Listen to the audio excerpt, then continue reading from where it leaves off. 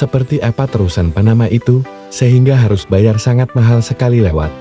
Terusan Panama atau Panama Canal merupakan kanal yang dikelola oleh Republik Panama di Amerika Tengah.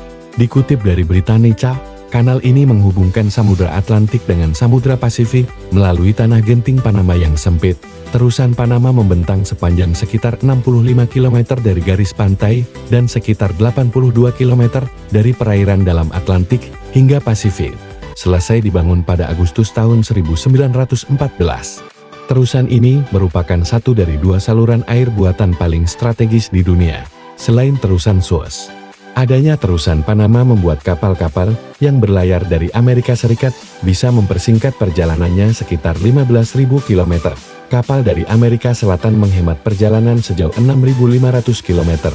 Sementara kapal yang berlayar antara Eropa, Asia Timur, atau Australia menghemat jarak sejauh 3.700 km. Tanpa adanya terusan Panama, kapal-kapal yang berlayar dari Eropa ke Amerika akan menghabiskan waktu yang lebih lama karena perlu mengelilingi Tanjung Horn di Chili. Terusan Panama tidak hanya bekerja sebagai jalur pintas yang memotong daratan, kanal ini memiliki teknologi khusus saat dilewati kapal-kapal. Dikutip dari situs Shipping and Freight Resource, terusan Panama berfungsi sebagai jembatan yang membawa kapal-kapal naik dan turun di permukaan laut. Awalnya, kapal akan memasuki jalur Gut and Locks di Samudra Atlantik. Gut and Locks adalah rangkaian 3 anak tangga yang mengangkat kapal setinggi 26 meter dpl ke Danau Gut and. Kapal lalu melanjutkan perjalanan ke Pedro Miguel Locks, tempat kapal akan diturunkan sejauh 9 meter ke Danau Miraflores.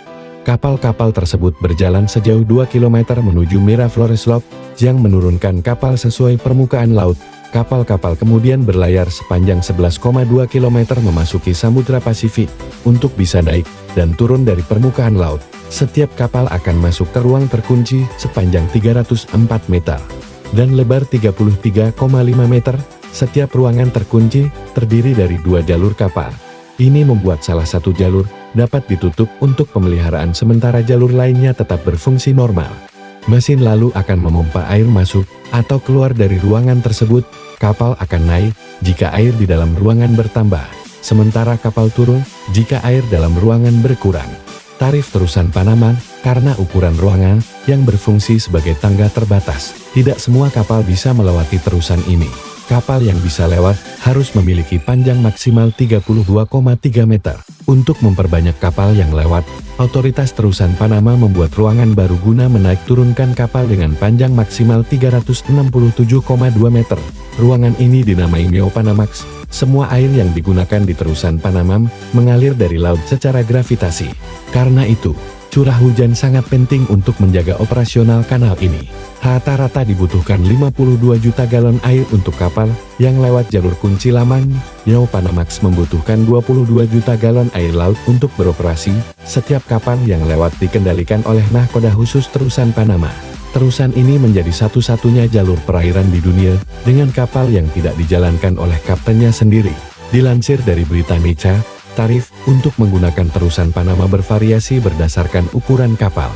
Sebuah kapal kargo modern mungkin harus membayar lebih dari $800.000 atau setara dengan 12.358.880.000 rupiah per transit jika lewat pintu baru Neo Panamax. Dikutip dari Logistik Asia, kapal berukuran besar dan terisi penuh bisa membayar lebih dari $1 juta setara dengan 15.448.600.000 rupiah.